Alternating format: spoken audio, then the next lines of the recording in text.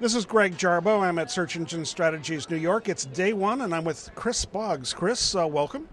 Thank you very much for having me. Now, is this your good side, or is that not your good side? I don't know. Let's see. Well, here, why don't we switch sides so we get you on your good side? Okay. I don't Now, think I have a good side. oh, you're right. That's no better. Well, anyhow, we're going to have to ask you then questions about, one of the questions I guess I'll ask you about is standards. Standards. Okay. Well, I actually just wrote an article on the topic. One of the things that's near and dear to my heart through my position on the board of directors of SEMPO is that there's been sort of a long-going murmur that we should have some standards in this industry. You know, we're getting to be legitimate. The C-level is starting to understand that search is search, but there's a lot of marketers out there that really don't exactly understand what we're doing. So my stance on standards is that there really should be something more of like a tactical risk assessment so that you can provide a glossary of everything we could possibly do from a search perspective to a savvy marketer and let them make the decision based on their business model. So I don't think that we should be the person or the body or the group to say that something is wrong or black hat or whatever like that, but it should be clearly defined for the benefit of the marketers out there. So that's what I'm hoping over the next couple of years. I just got reelected, so I'll be serving as secretary and helping to lead some of the committees and working groups. And I'm hoping that our Metrics and Standards Task Force can at least come up with a nice glossary of definitions so that marketers can make their own decisions about this kind of stuff. Well, one of the things that I noticed in the SEMPO glossary that is already up there, there's no definition for SEM. Well, SEM, you know, I've often used the taxonomy kind of method for that, and I think I think I'm in the majority when I say that SEM is sort of the I think the kingdom, if you talk about it in a scientific sense, where the familia is SEO, paid search, display, search-driven display, and things like that. So I think, however, a lot of people are just really counting SEM as being paid search just because it's been done for so long. It's like people call a title tag.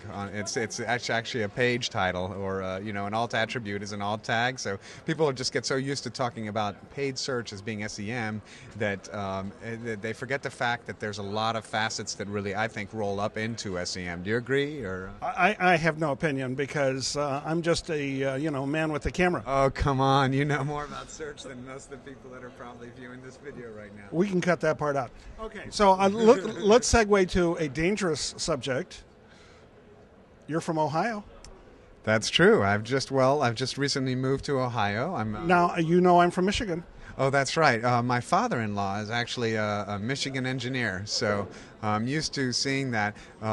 You know, I'm up in Big Ten land now, so being an SEC boy myself, I see that there's some love for the football up there. Love? Yeah. Love? It's nothing really in comparison to what you see on a Saturday down in Georgia or in Tennessee, I think, but it's pretty close. So there was a great thing actually in the Cleveland the Plain Dealer this year about how if Ohio State goes to a bowl game, Michigan fans don't cheer for Ohio State. Whereas if Florida goes to the national championship game, even though Georgia hates Florida, they're probably still going to be slightly cheering for Florida so that the SEC wins it.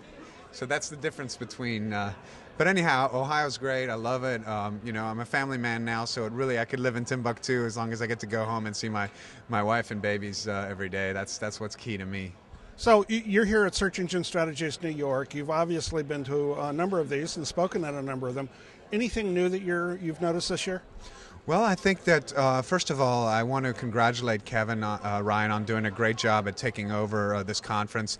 It's certainly not easy shoes to fill. I mean, Danny Sullivan is certainly an icon and someone that, no one will ever really replace him for this conference. But I think that Kevin has done a great job with the programming. I like the strategy of, having the moderators a little bit more involved in the Q&A just to make sure that the important questions and everything, not saying that the audience doesn't have important questions, but typically, if you poll the speakers, you'll come up with a list of questions that likely are on a lot of people's minds. So I think that strategy is going well. Personally, I would stretch back out to an hour and a half. I think an hour and 15 is a little short, especially when there's 5 panelists. But I think that the Orion panel concept is great.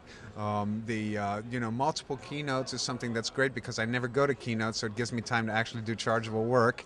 And overall, I'd give it a very solid A. I think it's going great. And this is St. Patrick's Day, so my first question is, can you river dance? I don't know what a river dance is. If it's like this, is that it? Or no, I think it's more like this. Okay, you gotta go straight.